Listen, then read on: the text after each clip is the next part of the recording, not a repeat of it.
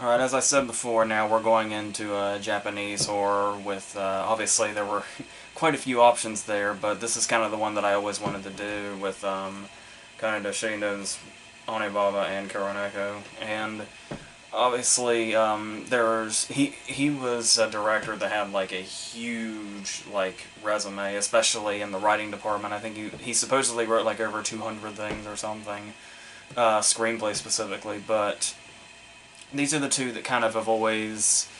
Well, there's like the Naked Island and stuff like that that got a lot of attention, but these seem to be the ones that people gravitated to the most, and they're certainly the most comparable, I would say.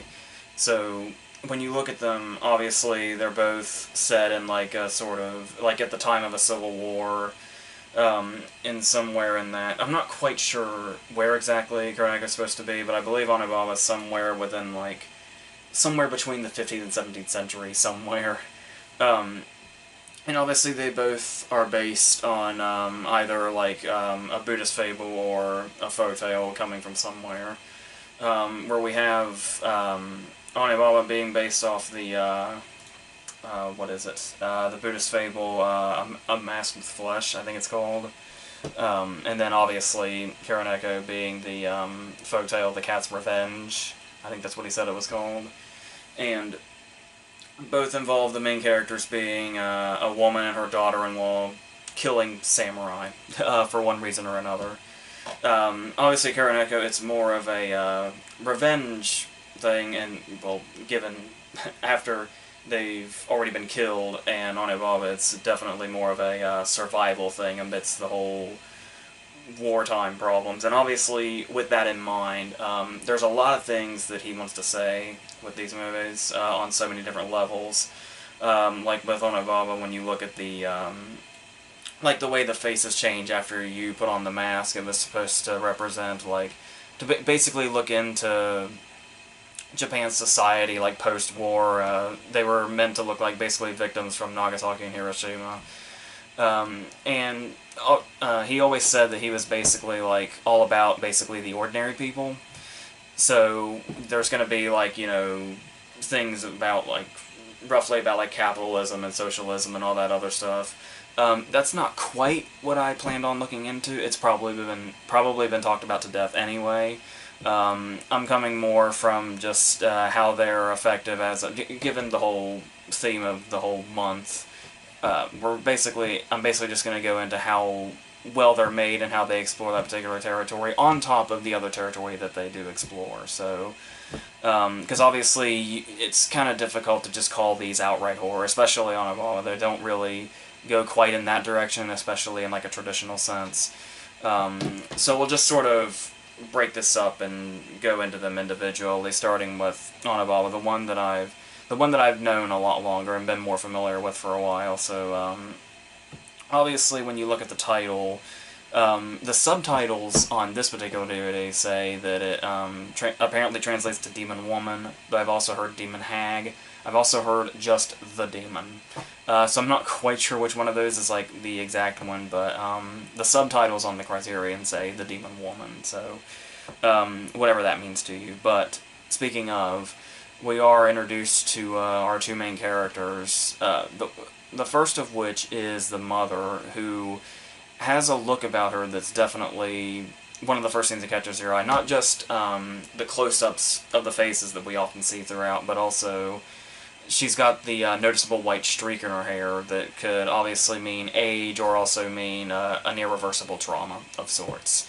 And by the time you see the whole thing, either is believable. So obviously both of them are a bit stranded after the son and husband of each of them, the same dude, doesn't come back from the war, but somebody else does. And this is when it kind of at least caught me a bit off guard in regards to just how it was shown and how it sort of starts this uneasiness pretty much immediately. I mean, the uneasiness is always going to be there because you've got the setting with, like, the tall grass, like the reeds and all that. And just how not only does it keep everything hidden, but the way those things are going to move when the weather changes. Because there's something about, like when a storm is brewing towards the end, and the way that, like, there's no thunder or rain yet or anything. It's just simply the wind, the sound of the wind and the grass moving.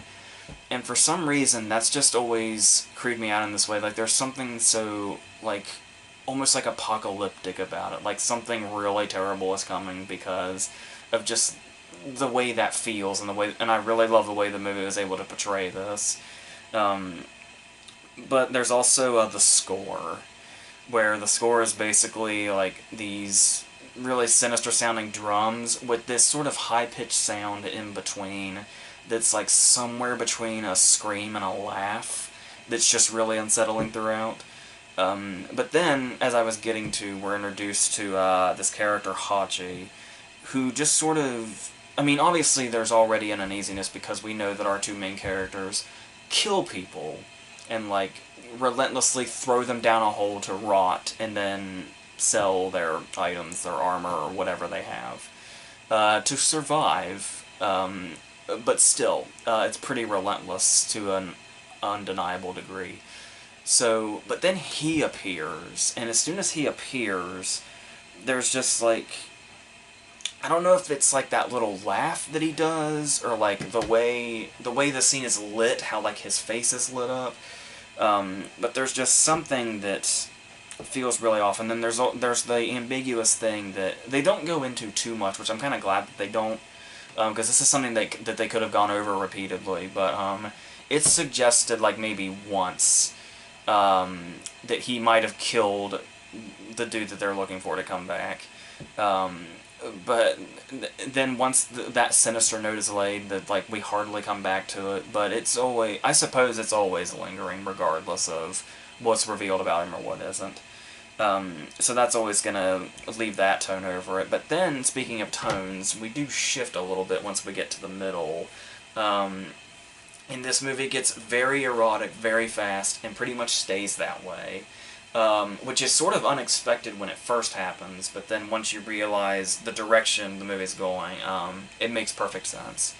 So we do get to this really kind of sexually driven middle portion, and talking on that, apparently, I don't even know how to word this, but from what I've read, apparently a lot of people think it's not a coincidence that when men, particularly samurai, meet these women, that the last thing they do, like, there's something a bit, there's like a sexual undertone about the whole, and the fact that, yeah, you get it. I don't need to go any further. So, some people believe, apparently, that that is very much not a coincidence. I don't know. I see where it's coming from, but it's also pretty, you gotta dissect it pretty far to get there, but I probably wouldn't have gotten there myself. That's why I specifically say I have heard this over time, but I would never have come to that conclusion myself. But I suppose there's definitely some sense in there. It's not something you can just throw away and say, oh, they're looking too much into it, but yeah. So, anyway, also, it is a bit kind of shocking exactly how much is shown and how much you expect to see in a 1964 black and white movie, regardless of if it's Japanese or any other country. Apparently to the point that it was like denied certification by the British Board of Film Classification, which to my understanding is basically like the British MPAA. And it actually, they had to like resubmit it like 3 years later just to get it certified, and they basically it still didn't come out exactly ideally, but nevertheless they did get it. But and going on that, it is also really interesting when you look at like the total opposite direction he decided to come from in regards to the story that it's based on. Because it's my understanding that what the mother is initially trying to keep the daughter-in-law from doing is like going to pray at a temple or something. And that's what the original story is. And in this movie, obviously, it's from going off and having sexual relations with Hachi. It's such a really big contrast and like such a total opposite of what the driving force of the movie is here compared to what the original story is. So that's always been something I found really interesting in regards to the choice he made and what kind of story he was going to tell, given what the basis was. So, and with that in mind, it pretty much just gives it this whole sort of, I guess, unpredictable feel. If you think you know what you're in for, if you know like where the story was or where he was coming from or whatever. But then, of course, we get into the whole thing about the demon mask, which obviously, and you can even tell by looking at it, that he was apparently the influence for what William Friedkin came up with for the look for Pazuzu in The Exorcist, with those little shots we get of him real quick. So that's, and the fact that it was influential to something that ended up becoming that huge, like in itself is like this absolute icon of horror, that it actually has an origin that dates back to this, really says something about the impact of this, and particularly this demon mask that doesn't even come in until like we're in the final stretch. We're like maybe 15 minutes left when that whole portion of the story is even happening. And like I said, it does seem like a bit of interesting, unsettling foreshadowing that so much of the movie seems to be close-ups on their faces, when this is going to be where the sort of destruction and the horror really come in. So that's the thing too, is the whole idea that this eventually gets to a point where there's like that, basically the desperation in regards to how they got here and how that led them to basically abandon their morals. And pretty much like once they abandon their morals, what we see for the rest of the movie is the continuation of that, the result of that, really. Because there's the whole thing of, as I was saying at the beginning, like, yes, they do kill people, and yes, that is pretty unsettling that for the main characters to do as soon as we meet them, but it's the thing where it, like, it allows them to stay in the circle, where it's like they get to sell off to the dude, and then they get to continue to survive, and so on, and the killing is just part of this circle that keeps them alive. And the fact that what was keeping them alive is now taking them in this totally different direction, this really dark place, for all the characters involved. There is, like, yeah, especially when you look at the way they really approach the lust factor, which kind of is a contrast to what Kuroneko would do, I think, like, 4 years later is when it was made, which has much more of, like, love at its center, if you can. We'll get more into that, but in the meantime, that's really what I want to get to here. And then, of course, the final scene, which is when it really seems to go, at least as full horror movie as this is going to go, which is definitely enough to consider that. Because we've gotten all these images of, like, you know, the demon in the field. Even though we know it's her, there's still just something so creepy and unsettling about this. The way she seems to almost glide over her at one point. But then this moment when the fear is turned on the other side and the mask is stuck to her and does not come off the same way it didn't come off the other guy. And how this just increases and increases in intensity until it has to be crushed off of her, broken off of her, and it results in her getting the same fate. And so that's, yeah, it just really, the cycle somehow got them to go to the lowest of lows and even further, to the point that she eventually ends up in her own trap. And it's, yeah, just the way it also becomes full circle like that. There's the, it is worth noting in regards to another movie that this will inevitably be compared to. It did, even though it's definitely found its audience now, and is still kind of gradually finding it, it is worth noting how much it sort of fell off the face of the earth in 1964, because it was pretty much overshadowed by Woman in the Dunes, which clearly you can see the similarities. Not like blatantly, but they're in there for sure. But it is nice that it is sort of found its sort of... I think I probably prefer this to Woman in the Dunes, actually, but that does still have its place. But, yeah, and then, of course, the director actually sort of came back to this and did, like, to my understanding, it's like a fictionalized version of where he was, a slightly fictionalized version of where he was when he made this in his movie By Player, I think it was called. So that's also worth checking out for that. But going on, and like I said, obviously there's all the themes in there we've talked about, particularly being in the cycle and all that. But I do want to get to Kuroneko as well, which is that we talked about the translation. Apparently, the translation more or less is Black Cat, or if you're going by the full title, Black Cat in a Bamboo Grove. Um, and the interesting thing about this movie is, well, obviously, like I said, there's all the other stuff, but as far as like taking it from a horror perspective, this whole sort of opening scene, and I know this may be like a bit of a surface level way to look at it, but when you see it as like this, almost like it takes on the identity of like a campfire story, which of course, you know, a folktale's gonna do that. There's kind of a thin line between those two anyway, but the thing here that just really strikes me about this, like, I think, like, visually, and in just regards to the storytelling in general, regardless of all the different things it does have to say, and all the different directions it does end up in, I don't think I really am as taken by and smitten with Kuroneko as I am in, like, the first 20 minutes to half an hour of it. Because at first you've got this, after the opening scene has happened, of course, and we get them to this sort of demon/ghost-like state that they're in,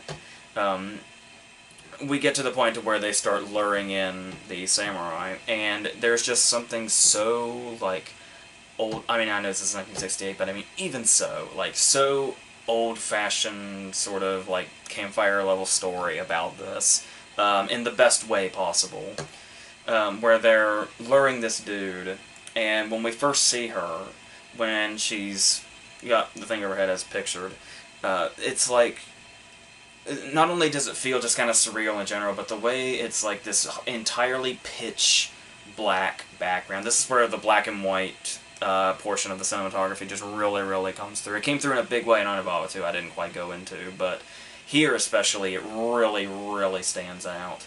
And that's not even to mention the scenes that have snow in them, which obviously I've always said that snow just looks so incredible on camera, but especially in black and white in the way this particular movie captures it. But in the meantime, this first opening scene when the first guy is being lured, and it's this entirely pitch black background, and her bright glowing white against it. There's just something immediately so otherworldly and surreal about this.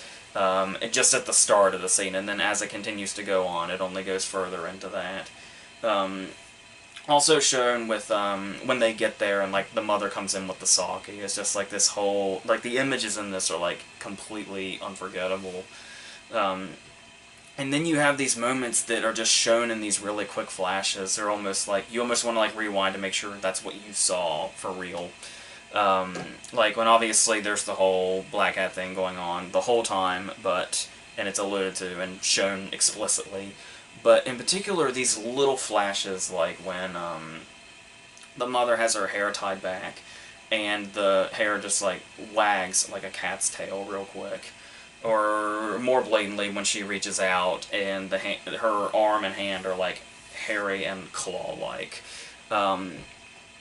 And there's just, and like, it's one of those things where it's like you just almost aren't quite sure that what your brain is registering is what you're actually seeing, because it's just so, the first time you see it, anyway, that's how I remember feeling when I first saw it, and I just love that. And then other visuals, like I said, I just love the way they're able to incorporate this really bright white against the pitch blackness. There's another scene later where the dude's on the horse and he's got, like, the building in the background, and it just feels like total and complete isolation. It sort of reminds me of the dog scene in Suspiria, where it's like, if I were to learn that Argento took inspiration from this, that would be one of the least surprising things I've probably ever heard.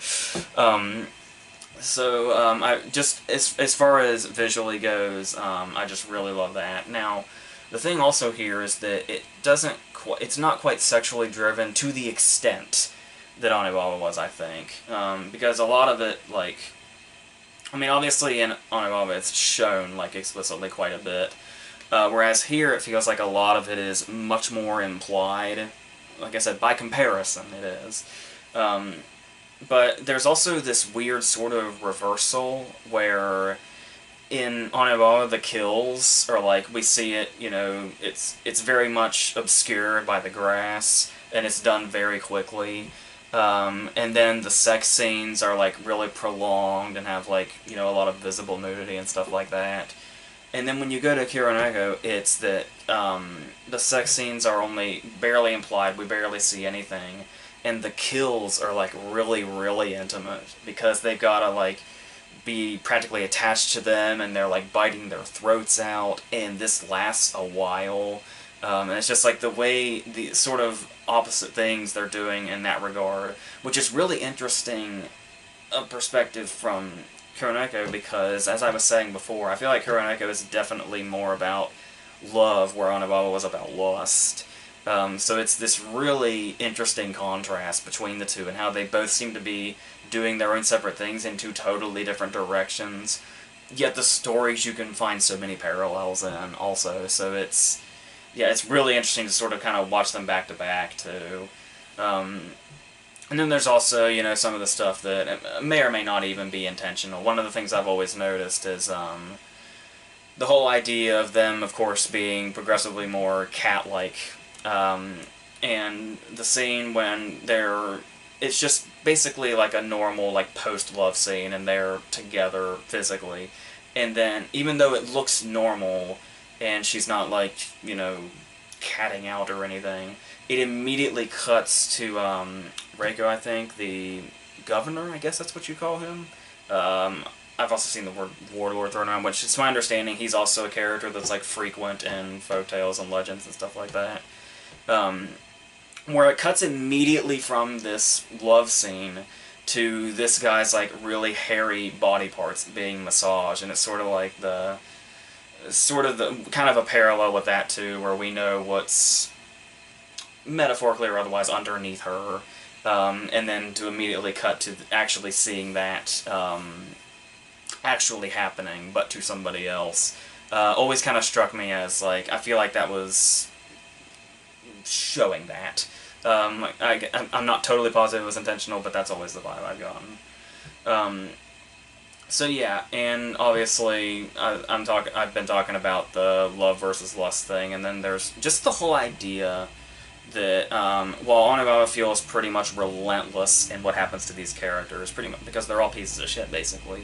In Kuroneko, there's definitely like a potent heartbreak in it, like the way when they finally when Hachi finally meets up with them, and then there's like he's starting to figure out who they are, and they're starting to figure out who he is, and they know that this just cannot happen, and this is gonna go in all the worst ways possible and result in, like, it feels so hopeless at the end, but then it's like, it's not just a loss of hope, it's a loss of, it just feels like it's a loss of something so much greater, something so much more spiritual, that's just dead at the center of this, when there was so much love leading into it from these characters that the characters had for each other in life, when they all had life, that has now changed into something so horrifically different now, so, and put them under horrifically different circumstances, so, yeah.